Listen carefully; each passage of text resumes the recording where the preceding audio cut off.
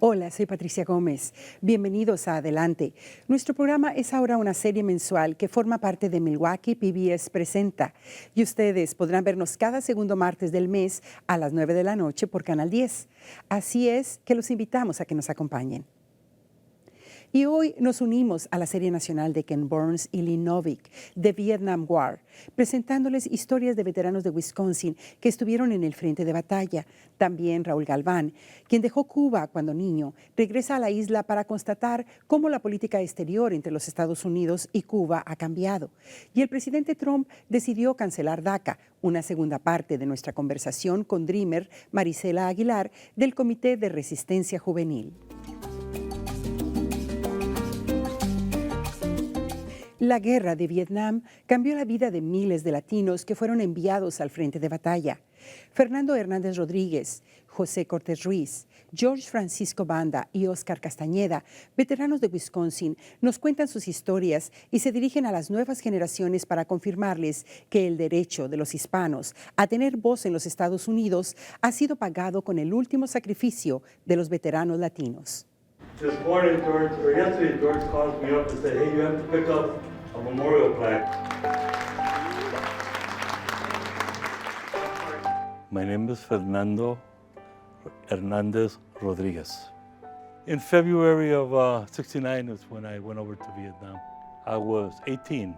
In the Vietnam War, probably I was born for it. My name's Jose Cortés Ruiz. I was born in Mexico, in Monterrey. My dad brought me here in 1963. I got involved in the Vietnam War after I came from Mexico. I was in Vietnam when I was 20 years old. My name is George Francisco Banda. I graduated from high school, from Boys Tech, and then I worked a little bit, and then I got a draft notice. Back then, Vietnam was going pretty strong. So I was drafted into the Army.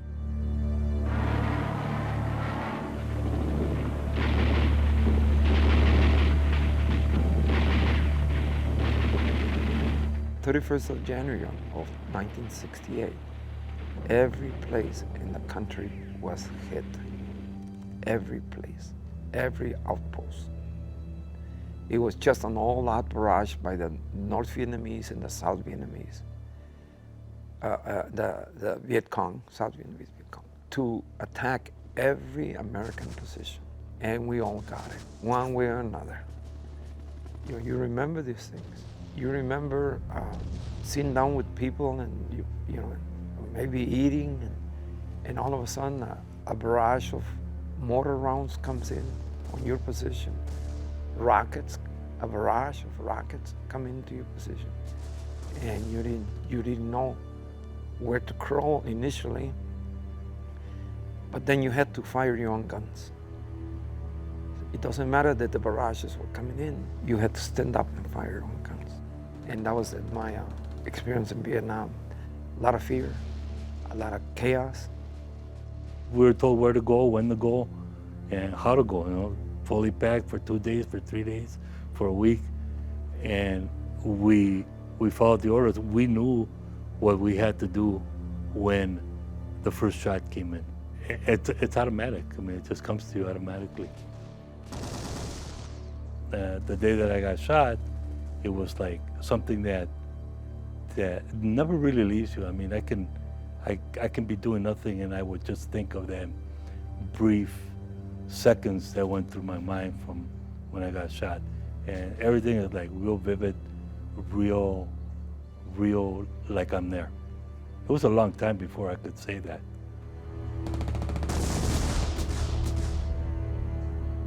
The experience was pretty traumatic and emotional because I was a combat medic. I was trained as a corpsman in the military, and so they put me in an infantry unit in Vietnam. So from December through November, I was with a combat unit, and we saw a lot of action. So, and a lot of my friends that I served with were either wounded or killed. So it was real tough. It was very emotional. It was something I wouldn't wish on anyone. War is hell, and it's terrifying, and it's uncivilized. And a lot of us were 19, 18, 21. The oldest one there was 24. So at that age, you're full of life and energy, and you've got the world ahead of you, and you have all kinds of plans that you want to do when you get out of the service.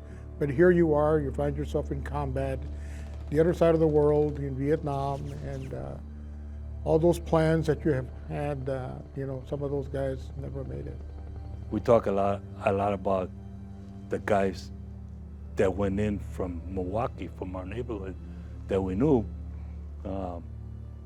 and I know that a lot of them didn't come back, and some of us did. But even those of us that came back, it was 15, 20 years before we actually really got together and started talking as veterans and seeing ourselves more. With veterans for so long, I've learned that it was us being able to talk to each other, that we could talk to other people about it also. And that's what started maybe like a healing process for us.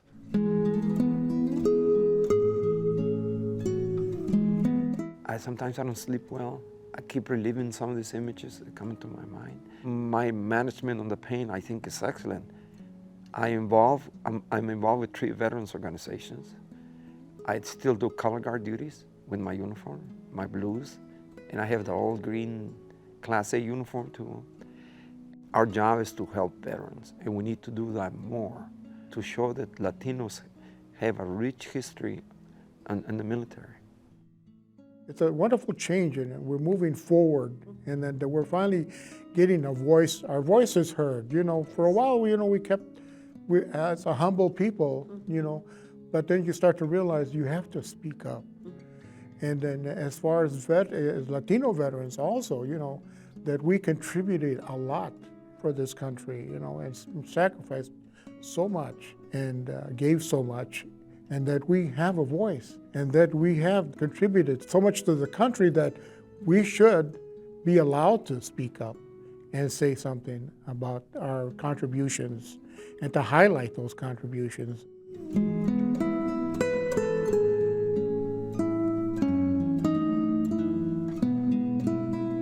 As veterans, we want to show you the sacrifices that we've done, and we want to teach you that history.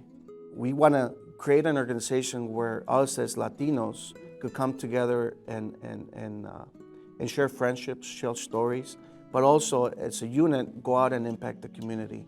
And we do that through Color Guard, being able to offer our services through Color Guard.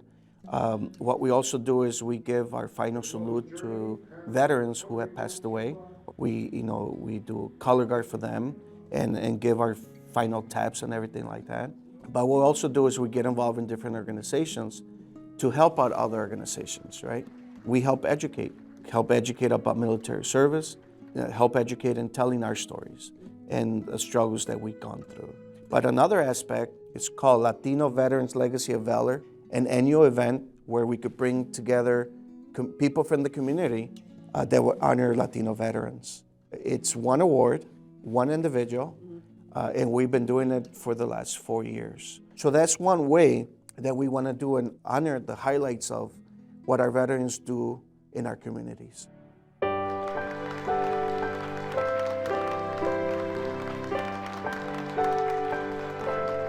We have superheroes, we have Marvel, the Marvel or DC, and we have other heroes, right? But we want to make sure and educate our youth that there's also Latino war veterans that have sacrificed their lives, right? And those should be their heroes. So we want to memorize them, and we want to have a nice memorial somewhere here in the city of Milwaukee that would highlight the Latino veterans from Wisconsin who have given their lives to sacrifice the freedoms that we have for this country. We've contributed to this country since the beginning of this country as Latinos. We fought in all those wars. So we fought for this country, and we deserve to be heard, and we deserve to move forward. And that's what we're doing. And we're, moving, with our organization, the American GI Forum of Wisconsin, and letting people know who we are, and to get involved in our communities, in our government, at the local level, city, state and the national level, and to make a difference and to say, hey, we're here and we're here to stay. To the relatives of those that lost their lives, you know, it's like we want to recognize them, we want to honor them, even this late in life. And so we do what we do to remember them, to honor them, but also to heal ourselves. There has been a lot of Latino blood spilled, but you know, those are things that are left to my mind.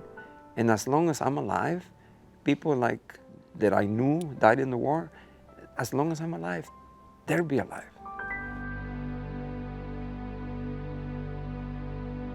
Si usted desea saber más sobre la guerra de Vietnam, por favor diríjase a nuestro sitio del internet en milwaukeepbs.org. En el 2014, el presidente Barack Obama estableció su iniciativa de reiniciar relaciones entre Estados Unidos y Cuba. Raúl Galván nació en la isla. A temprana edad llegó a los Estados Unidos. En esta historia, Raúl nos lleva de visita a su país de origen para observar cómo la política exterior entre los dos países ha cambiado la vida de la isla después de un bloqueo de más de 50 años. To this day, I get a feeling of excitement and anxiety as my flight flies over Cuban territory. I'm amazed at how much the rich Cuban farmland sits fallow, many fields covered in marabou weeds. And as I head towards the hotel, I get that funny feeling of homecoming. I was born here many years ago and left as a child and returned for the first time at the age of 49 in 2000. Since then, I've come to Havana at least 8 times, and I was asked to do this to see if I could see any change after the Obama relaxations and rule between the two countries.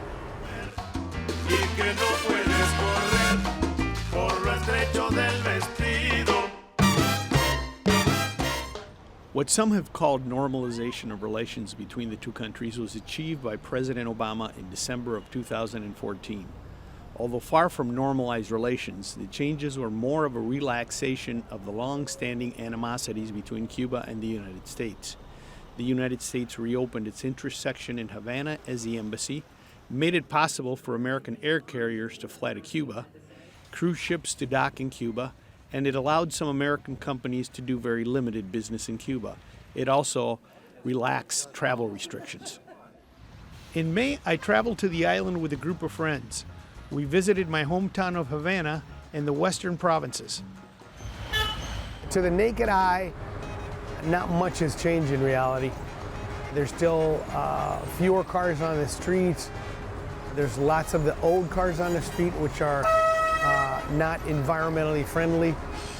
Transportation is still a huge problem for many Cubans who do not have a car. Food is still at a shortage, although I'm told that no Cubans go hungry. With every trip comes new experiences. This year, it was a visit to tobacco country in the west end of the island. En route, there was a stop at Las Terrazas, a planned community built by the Revolution and designated a biosphere reserve by UNESCO in 1984. Its early residents helped to plant new trees to reforest the adjoining mountain range.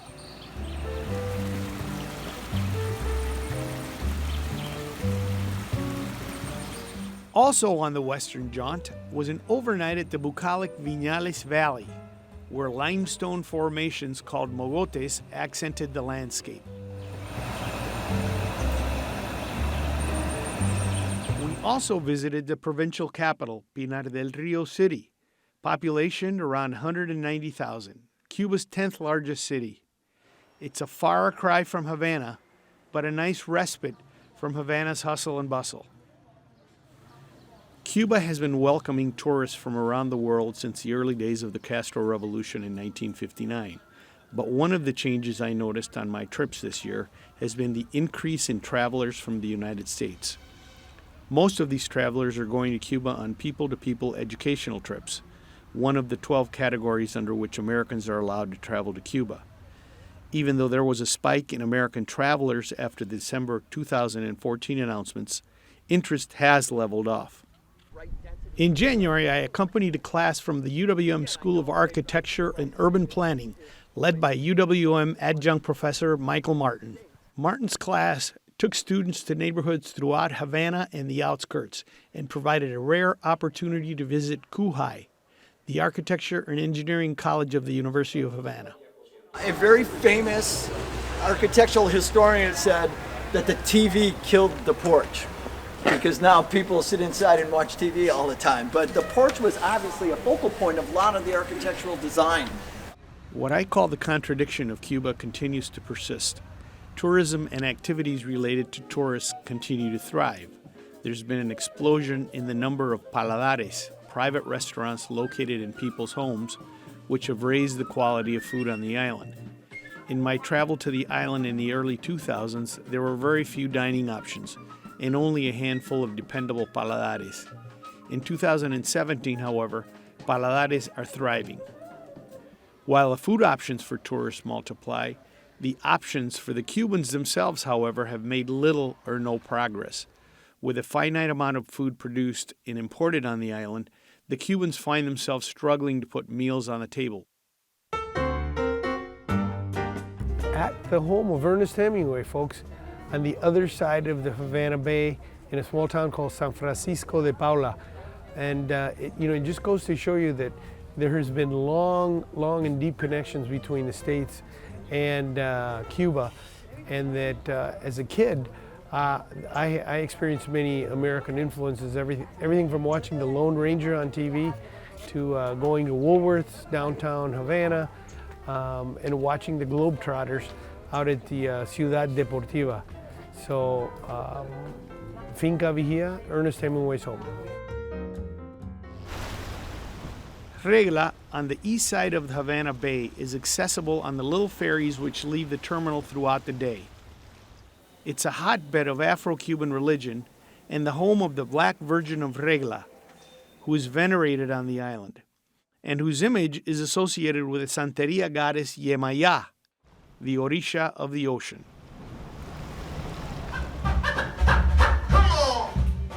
Music is ever present on the island, whether in clubs, outdoor cafes, and schools. One of the highlights of our trip in May was meeting the talented students at the Escuela Paulita Concepcion in Centro Habana, where we enjoyed our own private concert.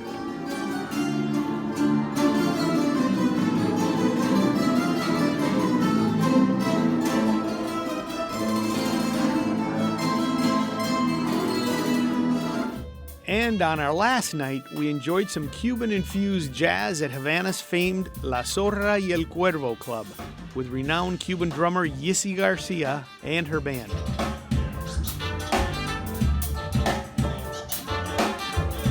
My last revelation of the May trip was the discovery of Fusterlandia, the home and neighborhood of Jose Fuster, a Cuban artist who in a little over 20 years has transformed his house and neighborhood into a fantasy land. Final day here from Jose Marti International Airport in Havana. We're headed back home today and wanted to share some final reflections with you. It seems to me that President Obama's changes have begun to normalize the economy. Tourists have much more to choose from in terms of food, in terms of housing options.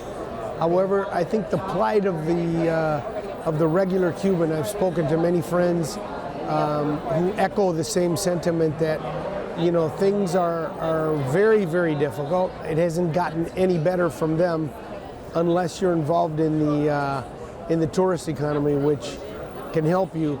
But all in all, Cubans are still having a really drastic time moving forward. Younger people are discouraged. They see very little hope coming up.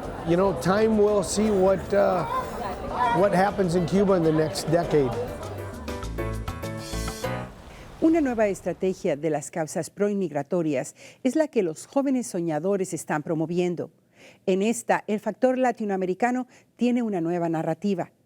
Desde que el presidente Trump canceló DACA, Deferred Action for Childhood Arrivals, en septiembre 5 y puso en manos del Congreso el decidir el futuro de 800,000 jóvenes protegidos por este programa, diversas reacciones han ocupado el centro de la atención nacional. En esta segunda parte tenemos una conversación con Marisela Aguilar del Comité de Resistencia Juvenil. Marisela tiene una notable trayectoria como activista por los derechos de los inmigrantes. Ha sido parte de United We Dream, Young People Empowered in the Struggle, y ha sido entrevistada por periódicos nacionales, incluyendo el New York Times, participado en la coalición de Milwaukee en contra del presidente Trump y participado en Freedom Riders de PBS American Experience. Se graduó de Marquette University y actualmente está siendo contratada por el Distrito Escolar de Milwaukee.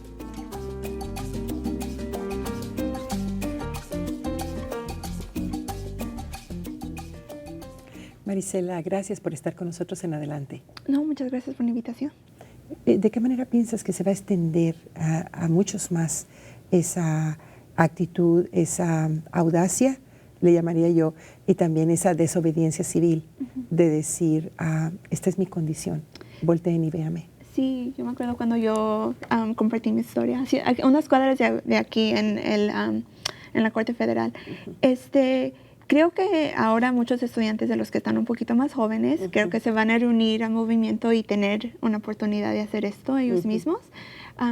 Pero otra vez creo que ahora la oportunidad es no solo de compartir nuestras historias, pero también la de nuestros padres, ¿verdad? De decir, no venimos aquí por algo donde no tuvimos control, sino venimos aquí porque las circunstancias que encontramos en nuestro país son desastrosas por política americana y pudimos crear un hogar aquí y ya no nos vamos a ir. Marisela, ¿qué les dirías a la gente que dice, ustedes son ilegales, regrésense a sus países con sus familias? Sí, creo que tienen un análisis muy básico de una situación muy compleja.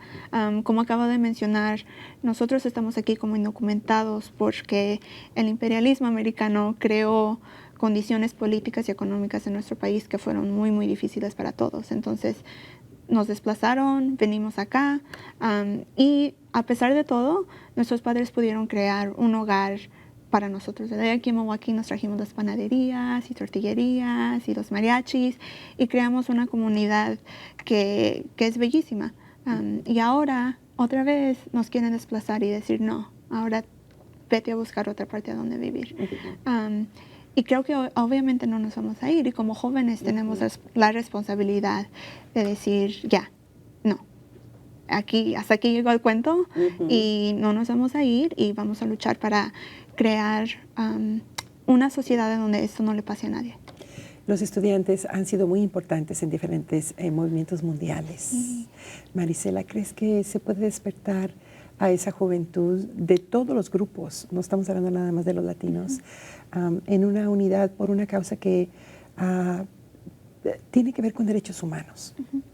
Creo que aquí en los Estados Unidos hay potencia inmensa de un movimiento estudiantil y se me hace muy increíble a veces que vemos a los movimientos como en Chile o en Canadá o en Sudáfrica que son enormes y por alguna razón no se ha puesto los variables aquí que se necesitan, pero creo que estamos en el momento en donde muchos de los estudiantes se están educando políticamente, están despertando y están viendo que el sistema político y el sistema económico no ve a los humanos como humanos y que hay muchas cosas que se pueden hacer y que podemos tratar para crear un sistema en donde sí los humanos se ven como humanos.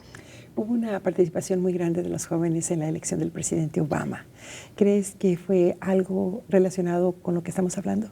Sí, creo que el presidente ofreció esperanza, ¿verdad? Ese fue su título y eso que desafortunadamente deportó a más personas que cualquier otro presidente. Entonces, creo que estamos un poquito cansados de esperanzarnos y ver todo eso ser completamente como ser desmantelado. Y estamos un poquito desilusionados. Entonces creo que muchos estamos abiertos a ver sistemas políticos diferentes y muchos estamos esperando, estudiando, viendo, investigando a ver qué localmente podemos cambiar para poner nuestro granito de arena para crear este sistema nacional que funcione para todos. Marisela, ¿cómo la gente puede tener más información sobre tu organización? Sí, tenemos una página de Facebook porque somos millennials, que en inglés es el Young People's Resistance Committee. Entonces nos pueden encontrar en Facebook. También tenemos una página de web, si nos googlean, ahí nos podrán encontrar. Y si nos quieren mandar un mensaje por Facebook, respondemos así, lo más rápido posible. Entonces esa sería la mejor manera de contactarnos. Pues Marisela, te agradecemos mucho que estés con nosotros. Muchas gracias otra vez por la invitación.